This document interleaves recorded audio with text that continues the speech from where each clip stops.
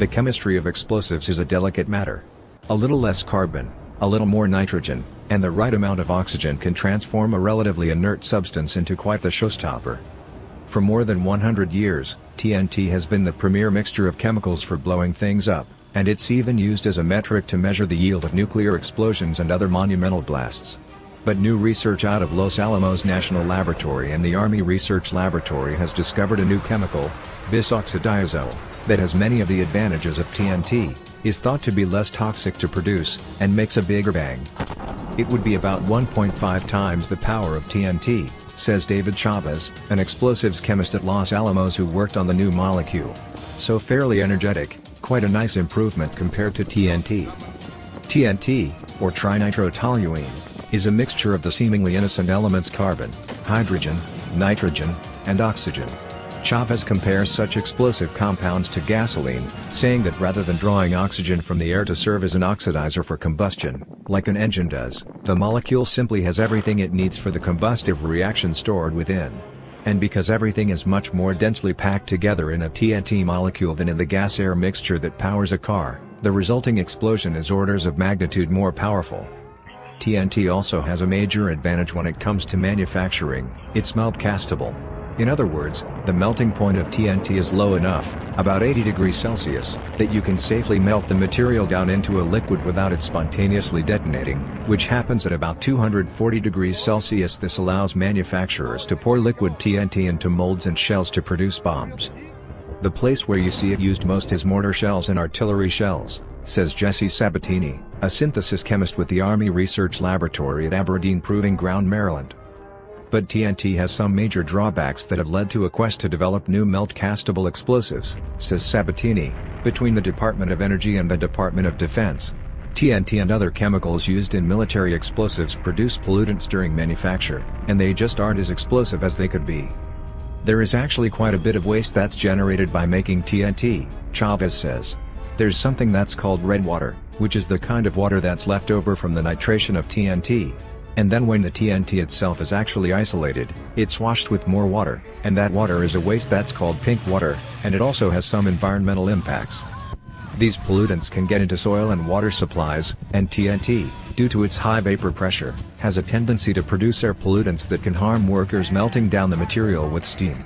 It's also not that explosive, owing to the fact that TNT doesn't have enough oxidizer to burn all its carbon and hydrogen fuel, which is why you see a black cloud of mostly carbon after TNT is detonated. So TNT is generally mixed with other chemicals, such as RDX, to form an explosive mixture called Composition B that is found in many bombs. But RDX also produces pollutants that can seep into groundwater, and they don't decompose easily. The Army always wants to have enhanced performance, Sabatini says. They want more blast. They want more power. And TNT is okay. But we want to do better than that. Searching for a substitute has been an ongoing effort spanning decades, and in 2016, ARL synthesized a compound with some promising results. Bisoxodiazole, as the compound is known, proved to be cleaner than TNT and melt castable, but not as powerful. Working with Los Alamos, the Army set out to tweak the recipe. Bisoxodiazole consists of two 5-atom rings with 3 carbon atoms, 1 nitrogen, and 1 oxygen. By swapping out a carbon atom for another nitrogen, the chemists knew they would produce a compound with a higher explosive yield, though they did not know if it would be melt castable. There is really no way to predict melting point, Sabatini says. The result was the new molecule that could replace TNT, bisoxodiazole. The additional nitrogen adds density to the molecule, and removing carbon helps balance out the oxidizer so all of the fuel can be used up to produce energy in the reaction. And once the researchers had synthesized it in the lab, they realized bisoxodiazole has a melting point around that of TNT, making it melt castable. There was a little bit of luck sprinkled in there, I suppose, but there really was a lot of chemical intuition that was involved, Sabatini says.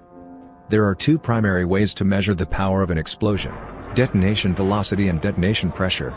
According to chemical modeling, bisoxodiazole should have a detonation velocity of around 8.18 km per second and detonation pressure of 29.4 gigapascal, compared to around 7.8 km per second and 26 gigapascal for composition B. And from what the chemists know about the new material, any residue from manufacturing it should decompose much more easily in the environment. However, these specific points still need to be tested. In a recent study, The chemists demonstrated the ability to produce the new explosive on a scale of about 25 grams. The next steps are to scale that production up to hundreds of grams or pounds, Sabatini says, so that full toxicity screenings can be done as well as explosive tests in the field. To measure the detonation velocity and pressure directly, Chavez says, the chemists make cylinders of the material and arrange them on a small steel block. A trigger on top of the setup blows the material, and sensors placed in between the cylinders are used to measure velocity, while the pressure can be calculated from the dent left in the steel.